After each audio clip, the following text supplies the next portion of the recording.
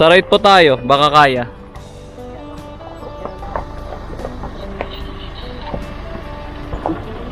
Tignan po namin yung daanan ng sasakyan, no? Kasi mababa lang yung sasakyan. Hindi po siya nakalip. Kaya, kaya!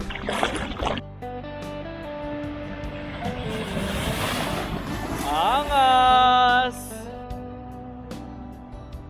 Diyan na kasi sa gilid ko. Dito makay ka na dun o dun. Tayo ka na dun. Huwag ka kasi mahiya. La, Boy Scout ka dapat. Ang bait naman nung mga nanggaling dito. Oh. Binigyan pa tayo ng libreng kahoy. So dito na po kami magse-set up ng tent, no. Finally, nakahanap na din kami ng spot. Wow! Siniset up niya yung tent, oh. Alam niya ang gagawin, no. Wow! Oh, yung ginagawa mo.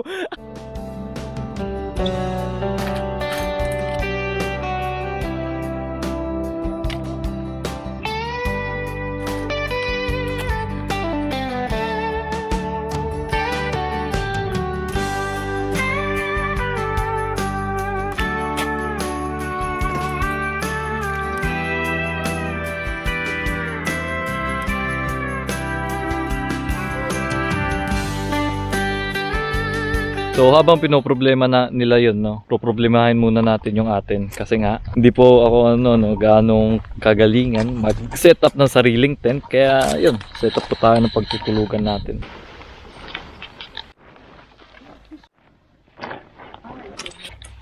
Hindi ko alam ginagawa ko. 30 minutes na ako nandito. Ito pala yung nagagawa ko. Buti pa sila doon. Oh. Tignan mo. Nakatayo na agad. Hindi ko talaga bagay mag-camping. Trip mo mag-aya ng camping, hindi ka pala marunong maggawa ng tent mo. Nakakahiya ka. Hindi, tagal ko na kasi hindi ginamit tong na to. Tent. Pasok mo yung paganyan, yung arko, gano'n. Sorry sa inyo eh. Kaya mahalin yung mga nanay. Ikaw na gumawa kayo doon. Yan. Ito siya. Galing mo talaga man, no? Mo mapapahiya ata tayo sa sa audience ah. Ako yung yung nag-aaya mag-camping, tas ako pa pala yung hindi marunong mag-set up ng tent. Now si Papa doon, tapos na. Oh, di ba? Ganda ng bahay niya. Gets ko na, kaya pala kanina pa nagtutumba-tumba yung tent natin. Kailangan pala natin ipasok tong maliit na something dito. Tapos ganyan. Kumbaga siya yung magiging ang tawag dito? Stock of the rod, you know what I mean? You know what I mean, mate? Basta yun ang gagawin. Yes, I finally get it. Oh, ayop. Diba talaga pag asa natural habitat ka, no? Mas tatalino ka, di ba? Kasi sa Pilipinas, nakatira po kami sa malayo sa mga tao. Parang dito ba? Parang ganito sa Benguet. Kaya yun, sa tuwing andito kami, parang asa natural habitat po ako. Sa wakas, natapos ko na din. After 1.5 hour, finally successful. Pero ba't parang mas maganda yung tent ni Cody ah? Ba't parang mali yung tent ko? Yung tent ni Cody ang ganda tignan. Yung sa akin parang binagyo. Parang may mali talaga sa tent ko, Papa. Ito po ang example ng ng kuya na ayaw na nasasapawan. Ang galing naman ni Cody gumawa ng tent niya. Wakas Pero mas maganda talaga yung gawa ng kapatid ko. Taga mo sa akin. Okay? Pero tabingi na naman. Parang nung last vlog natin, tabingi yung tent. Parang tabingi. Oo nga, tabingi. Pwede na yan pa. Pwede na yan. Kaya mo na. It's all good. As long there's a roof on top of me and I can sleep at night. Yun. Okay. Ganda Pagising mo sa umaga, ganyan yung bubungad sa'yo. So matutulog muna ako saglit, no? Siguro mga 1 o 2 oras. Gising na lang ako pagkakain. Nakakantok ng hangin. Ang sarap matulog. Tulog muna tayo, no? Kaya see you in a bit. Good morning. Good morning. Good afternoon pala. Good afternoon. Tara, lakad-lakad tayo. Tara. Ma, alis daw muna kami. Ikaw na magbabantay dito? Oh, sige. Ingat. Ingat sila sa'yo, ma. Ang linaw pala ng tubig. Tubig Aba! Galing! Grabe yun,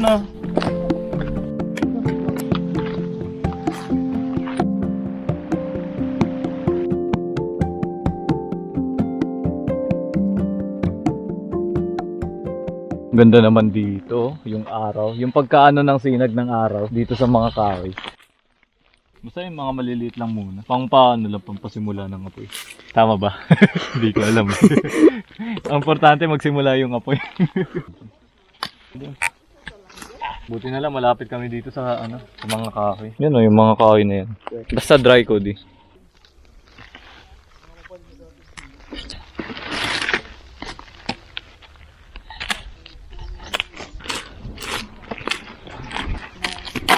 Pwede na siguro yan. Ngayon, pag naubos yung pang-bonfire natin, yan gamitin natin. Buhatin natin 3 tatay. Kaya natin. Sasalang natin yan. Hindi nga, seryoso ka? Lo, uy! Bigat-bigat. Uy, wag yan! Mamaya, pagalitan pa tayo, makita na. Hindi makikita nila, ba't ang laki ng apoy? 12 hours, dire-diretso yung apoy. Pahamak ka din eh, no? Kalmado lang. Relax lang. Tamang kain lang yung isa dito. Ma, ingat-ingat. Baka pumutok ka. Isak lang ako dyan. May pa yung mga Uy! Talon! Ano yun? Papakitaan kita. Oh, ako. Tabi. Ako.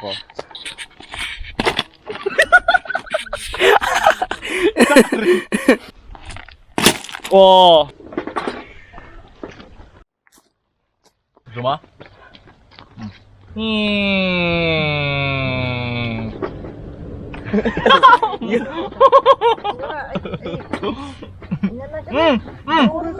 Mama, what's it called? So habang nagluluto nga sila mama doon, mag-iikot-ikot muna kami ng kapatid ko. At least may mga kasama din tayong nagkakamping dito, no? Wow! Ganda naman doon. Grabe. Tara, akyat tayo. We're under the bridge again. Ewan ko kung kayo din, pero para sa akin, na-amaze ako sa mga sa mga tulay. Na-amaze ka ba sa mga tulay, Cody? Yes. Hindi, itong kapatid ko kasi tinatry ko siya sanay ng Tagalog kasi nung pumunta kami dito sa Australia, hindi siya nakapag-aral ng Tagalog. Kaya yun, at least medyo naiintindihan niya pero hindi siya makapagsalita. Ano kaya yun? Siguro si yun, Cody. Gusto mo tignan? Check natin. Tara. Pahamak talaga. Kung ano-ano na lang eh. Basta may makita. Tapos gustong puntahan, pinupuntahan. Ingat, Cody, may mga tinik-tinik yung mga dito. Mga grass. Ano kaya to? Oh, okay. Water pump. Tara doon, may malaking bato doon. Tara. Bakit? Hindi. Ha? Hindi kayan. Yung kapatid ko nag-aalala na eh. Handaan ka lang, Cody, ha? Matarik yung daanan natin. Baka may mga tinatago silang sikreto dito sa may bato. Dito na kami, guys. Madaming dito, madaming tae. Tae siguro ng yan. Ano yun? Putang ina. Sumunod lang pala yung kahoy sa akin. Ganda naman ng view dito. Kaya ito, no? Siguro bahay ng ahas. Maybe rabbit. Lamig ng tubig. Sarap tuloy maligo. Apaka-clear ng tubig, oh. Sarap naman. Kain na tayo, ma. Kain na. mamaya. Hindi pa tapos. Hindi pa luto. Ang sarap naman ng luto.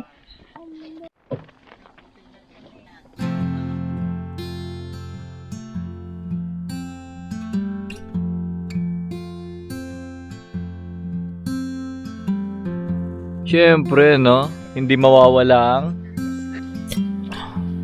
sarap. Ganito ang buhay, no? Kalmado lang. Ano ba yan? Kaya nga tayo pumunta dito para hindi mag-cellphone eh. Pero ang ganda, no? Parang sa Pinas lang, no? Sa bahay natin. Kailan kaya ulit ako makakauwi? Ito si Cody kanina pang umuutot. Kung gusto mo kasi tumahi ka lang dyan sa labas. Wala namang titingin sa'yo eh. There's some explorer at night that we just walk there and do say, yo. English ka ng English eh, hindi ko maintindihan. Kaya hindi kita pinapansin minsan English ka ng English eh. Hindi, maghanap ka lang dun sa gilid. Babantayan pa kita kung gusto mo. Namamahay yung puwet mo. Wala naman tayo sa Pilipinas na ano, na may tikbalang dyan sa taas. Tara, samahan kita, tayo ka lang dyan sa gilid. Bahala ka dyan, problema mo na yan. Sasakit yung tiyan mo. I'm just a concerned brother. Uutot na naman. Ang bahon na siguro dyan sa loob ng tent mo, no? Hindi. Bahala ka dyan, problema mo yan. Matutulog na ako. Ayun, no? Today was a wonderful day. You reckon that? Yeah, today was a wonderful day. And tomorrow is another story. Naks naman yung English. At bukas ay panibagong kwento na naman. Kaya magpapahinga na kami. See you tomorrow. Good night.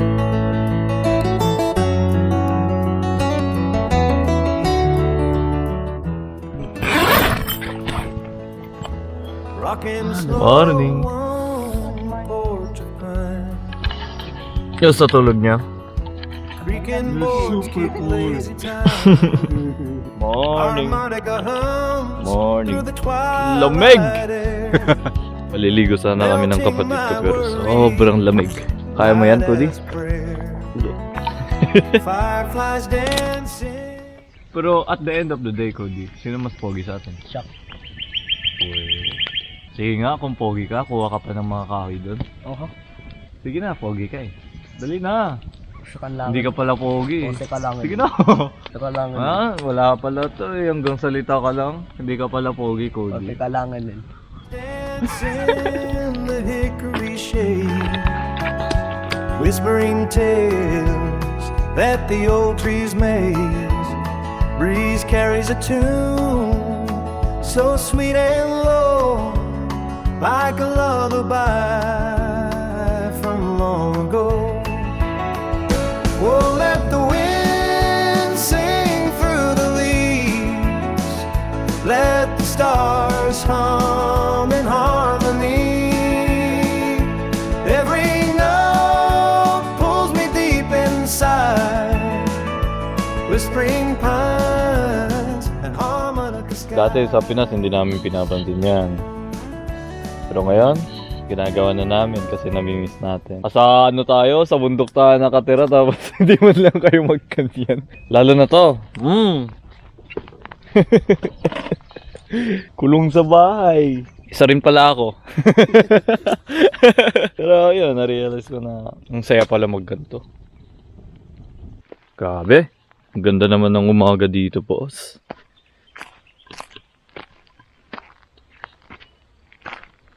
Ang sarap gumising, no? Payapa. O di, yung cellphone, bitawan mo. Bitawan mo yung cellphone. Wait, no, it's gonna la. Mate, we are here to relax, not to use phones. That is why, you know, dopamine detox. Uy, lo? Oh yeah, Uy, tignan mo si Papa. Oh, inaayos yung kwarto mo. Paayos nga din yung akin. What about midnight? What about midnight? You were watching K-drama. Uy, huwag mo naman ako pinapakas. Huwag mo naman sinasabi sa mga ano natin dyan, mga nanonood.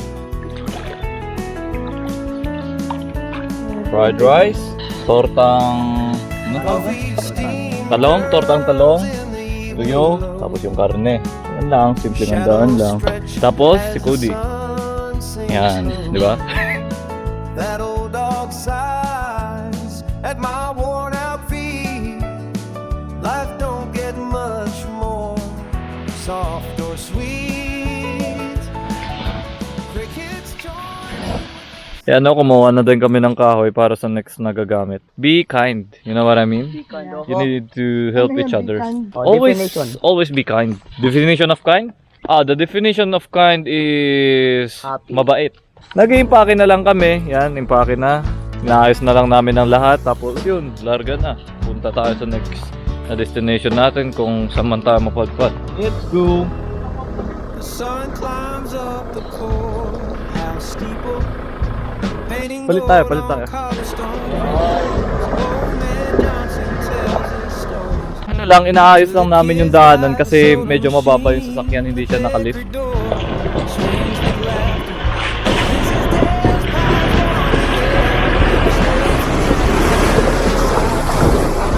Every Kaya mo na yan. Slowly lang. Kamusta ako, be? Isa na naman pong batang natupad ang pangarap.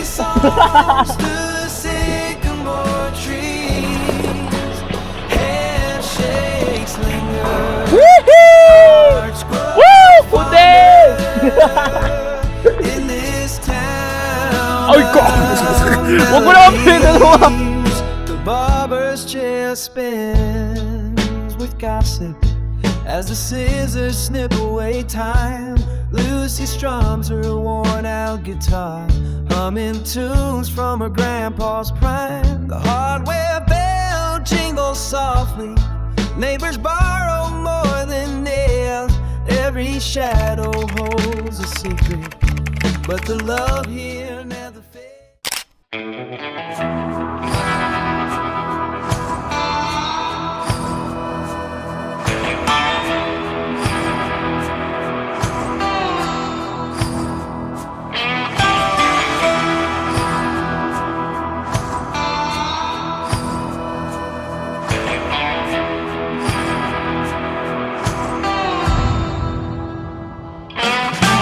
Sabi naman, boss, ang lupit! Woo! Ano sa atin yan, boss? So, naghahanap nga po kami ng pagtatambayan.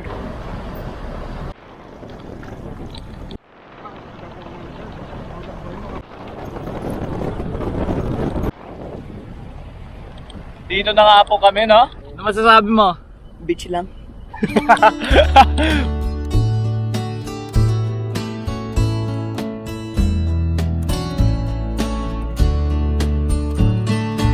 Golden light upon the field so wide, whispering winds they hum and glide. The sun dips low. Oo, nakikita nyo yun, no? Laki, oh. Parang ano, parang alligator. Laki naman, hindi kaya kumakagat yan? Hindi, tumatakbo yan.